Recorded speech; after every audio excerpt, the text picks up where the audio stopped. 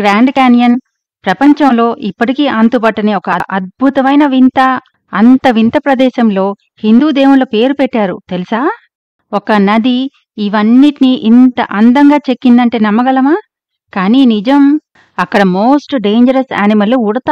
అవును, ఉడతే. భలే ఇంట్రెస్టింగ్ కదా. ఇంతేకాదు, ఇలాంటి ఇంట్రెస్టింగ్ విషయాలు చాలా చాలా ఉన్నాయి.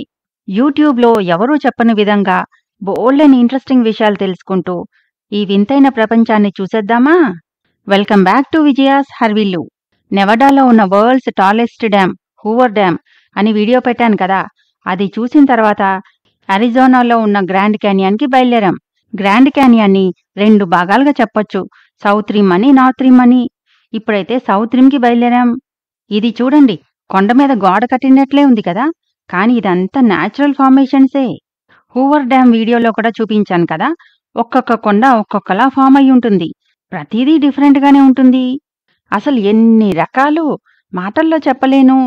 అలా రకరకాల కొండల్ని చూసుకుంటూ 4 గంటల డ్రైవ్ ఎలా అయిపోయిందో కూడా తెలియలే.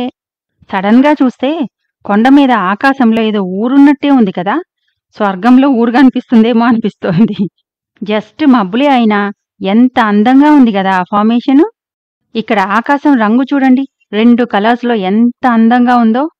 ఇలాంటి స్ట్రెయిట్ రోడ్డు మీద డ్రైవ్, ఈ అందమైన వ్యూసు, ఈ జీవితానికి ఇది చాలనిపించింది. అలా టైం అయితే టక్కున అయిపోయింది. రీచ్ అయిపోయాం డెస్టినేషన్కి. ఇంకిక్కడ కార్ పార్క్ చేసి స్పాట్కి వెళ్ళిపోవడమే. ఇక్కడే కొన్ని కాటేజెస్ కూడా ఉన్నాయి, కావాలంటే స్టే చెయ్యొచ్చు. ఆదరా వాదరా పరిగెత్తుకొచ్చిన ఒక్క 10 నిమిషాల్లో సన్సెట్ మిస్ అయిపోయాం. సన్సెట్లో ఆ రేస్ మన మొహం మీద పడితే రెడ్డిష్గా ఎంత బావుంటుందో, అలాగే ఈ క్యాన్యన్ వ్యూస్ కూడా చాలా అందంగా ఉంటాయి. ఈ మైండ్ బ్లోయింగ్ వ్యూస్ చూడండి, అసలు మన ప్లానెట్టేనా అనిపిస్తుంది. భూమి లోపల ఎలా ఉంటుందో చూడండి అన్నట్టు కొలరాడో నది మన కోసమే కట్ చేసి పెట్టినట్లుంది ఇదంతా. అసలు వీటిని కొండలనాలా, లోయలనాలా, ఏమనాలో కూడా అర్థం కావట్లే. భూకంపం వచ్చి భూమంతా విచ్చుకుపోయినట్లయిపోయిందంతా. ఇది చూడండి ఎంత డిఫరెంట్గా ఉందో. దీన్ని కొండనాలో రాయనాలో కూడా అర్థం కావట్లేదు.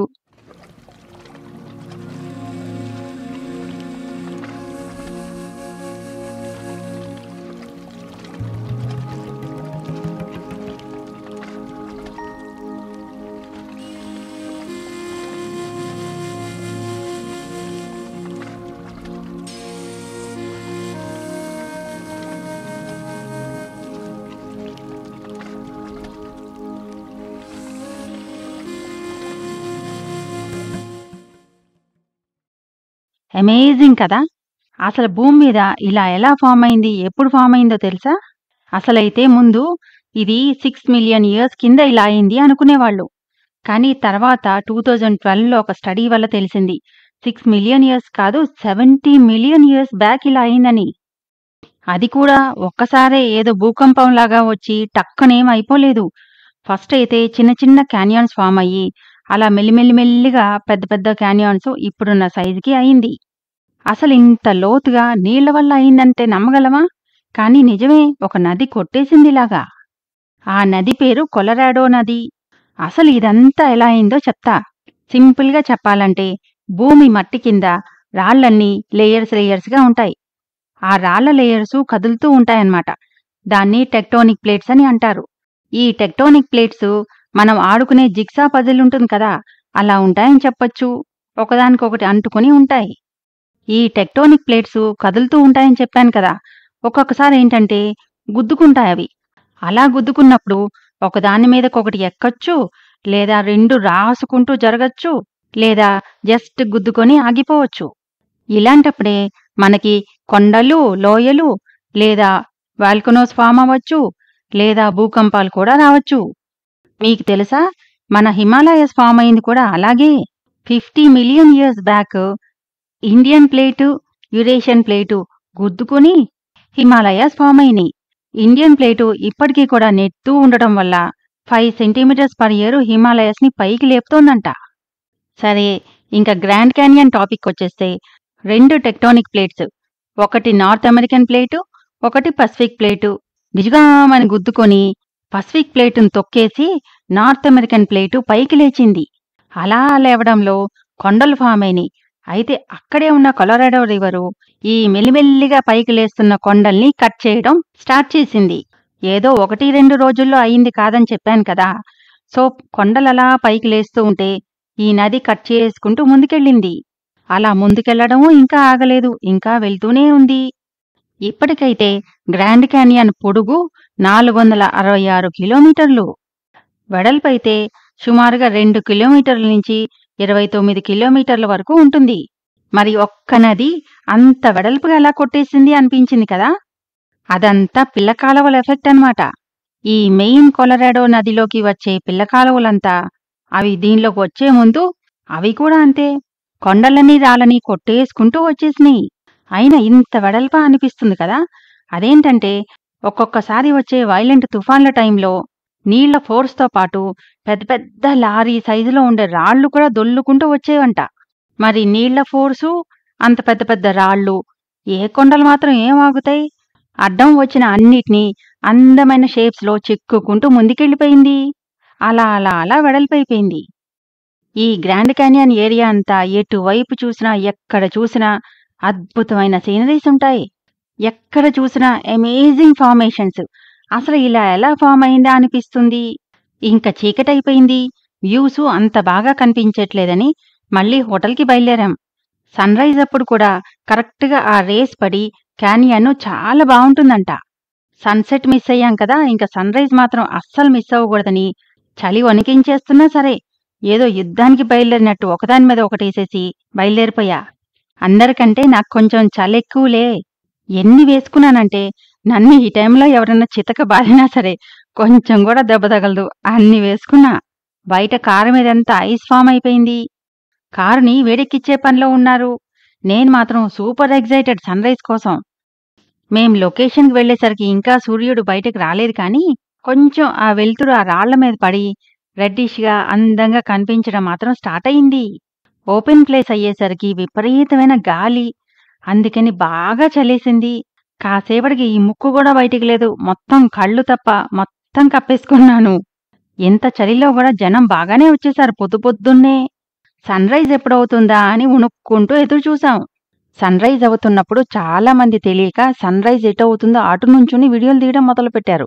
పిచ్చి మొహాలు, అటు కాదు చూడాల్సింది, వీడియోలు తీయాల్సింది. సన్ రైజ్ క్యానియన్ మీద ఎక్కడ పడతాయో అది తీయాలి.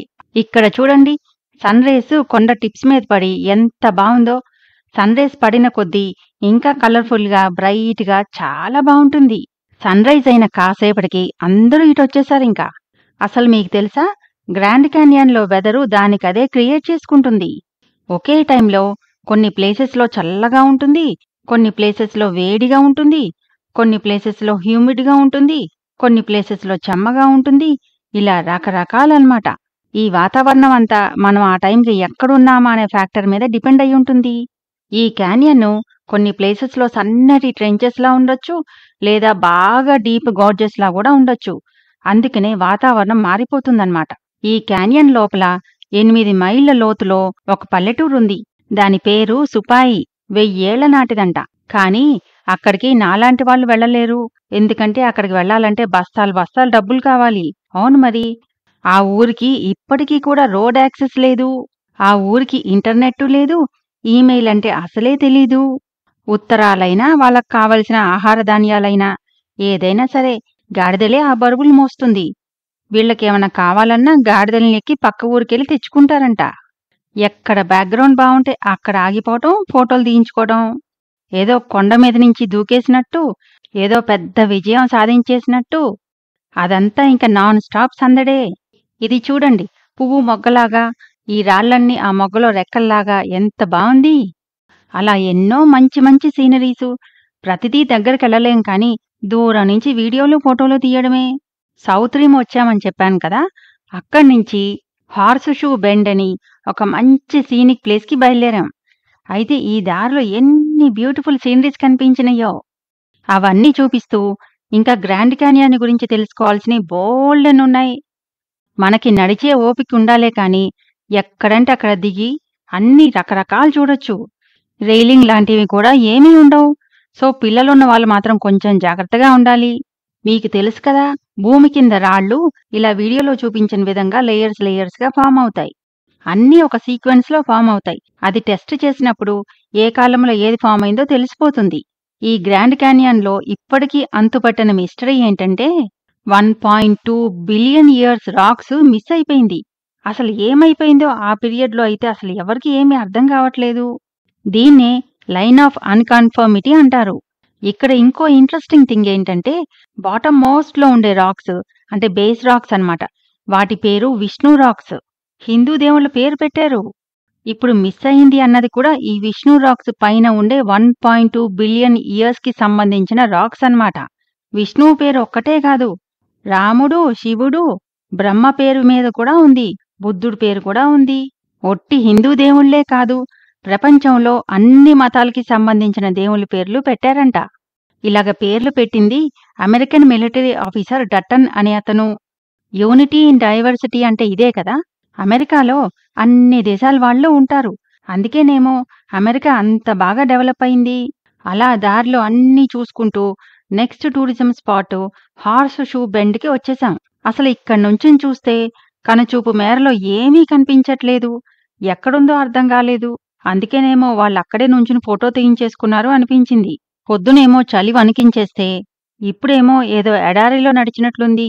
ఎంత నడిచినా ఏమీ కనిపించలేదు. ఒక్కసారి కాకిలాగా పైకెగిరి చూద్దామా? అది కార్ పార్కింగు. అక్కడ్నుంచి నడవాలి. ఇంత పైనుంచే ఇంత దూరం కనిపిస్తుంటే ఇంక కింద ఎంత నడవాలో, అది కూడా మంచి ఎండలో. దేవుడా, కళ్ళు తిరిగితే కూర్చోడానికన్నట్టు ఎక్కడైనా ఒక షెడ్డు.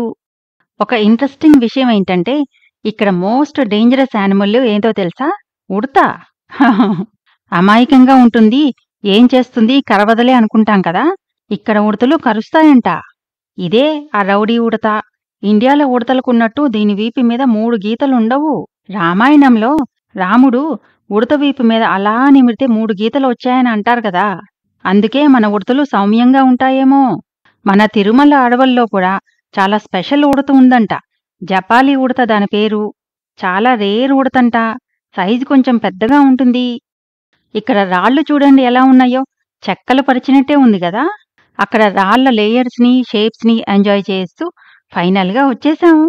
నా తల వెనక చూడండి, ఆ లేయర్స్ ఎంత అందంగా ఉన్నాయి కదా. ఈ ప్లేస్ ఎందుకు ఫేమస్ అంటే ఇక్కడ కొలరాడో రివరు ఒక డ్రమాటిక్గా టర్న్ తీసుకుంటుంది. చూడండి, ఇటు నుంచి వచ్చిందా, ఈ రాయి చుట్టూ తిరిగి మళ్ళీ అలా వెళ్ళిపోయింది. చాలా విచిత్రం కదా. ఈ షేపు హార్స్ షూలా ఉంటుందని దీనికి హార్స్ షూ బెండ్ అని పేరొచ్చింది. ఆ మధ్యలో ఉన్నదాని వెడల్పు 4200 అడుగులు. ఇక్కడ్నుంచి నీళ్లు 1000 అడుగుల లోతుంది. ఇక్కడ ఉన్న రాళ్ల టెక్స్చరు, షేపు చూడండి ఎంత విచిత్రంగా ఉందో ఒక్కొక్కటి. గ్రాండ్ క్యానియన్లో ఉన్న కొలరాడో రివర్లో టెంపరేచర్ వేరియేషన్స్ చాలా ఎక్కువగా ఉంటుంది. అందుకనే ఈ నీళ్లల్లో చేపలు ఎక్కువ రకాలు లేవు. ఓన్లీ 8 రకాలు మాత్రమే ఉన్నాయంట. అందులో 6 రకాలైతే ఇక్కడ తప్ప ఇంక వేరే ఎక్కడా దొరకవంట. మనకి త్రివేణి సంగమం ఎంత పవిత్రమో ఇక్కడ కూడా అలాంటిదొకటుంది. ఈ గ్రాండ్ క్యానియన్కి అప్స్ట్రీమ్లో కొలరాడో నది, ఇంకా లిటిల్ కొలరాడో నది, ఇవి కలిసే ప్లేస్ని చాలా పవిత్రంగా, మోక్షానికి ద్వారంలాగా నమ్ముతారు ఇక్కడ హోపీ తెగవాళ్ళు. మంచి మంచి ఫొటోస్ కోసం కొంతమంది చూడండి ఎలా కూర్చుంటున్నారో, ఎంత చివరికి కూర్చుంటున్నారో. మంచి ఫోటో లేకపోయినా పర్వాలేదు, బతికుంటే చాలని నేను మాత్రం బుద్ధిగా కూర్చున్నా. ఇక్కడ పింక్ షర్ట్ వేసుకున్న గ్రూప్ అంతా మలయాళీలే. మొత్తం లేడీస్ అందరూ కలిసి టూర్కొచ్చినట్టున్నారు. ఇక్కడ వ్యూస్ చూసినంతసేపు ఆనందం. మళ్ళీ వెనక్కెళ్లాలంటేనే అబ్బా అంత దూరం నడవాలా అనిపిస్తుంది. ఇప్పుడు వెళ్లబోయేది కూడా గ్రాండ్ క్యానియన్కి సంబంధించిన ఇంకొక ప్లేసే, కాకపోతే కంప్లీట్లీ డిఫరెంట్. అస్సలు ఇలా ఉండదు. అక్కడి సీనరీస్తో పాటు గ్రాండ్ క్యానియన్ గురించి మరిన్ని విశేషాలతో మళ్ళీ వస్తా. ఈ గ్రాండ్ క్యానియన్ వీడియో ఎలా ఉందో కామెంట్ చేయటం అయితే మర్చిపోవద్దు.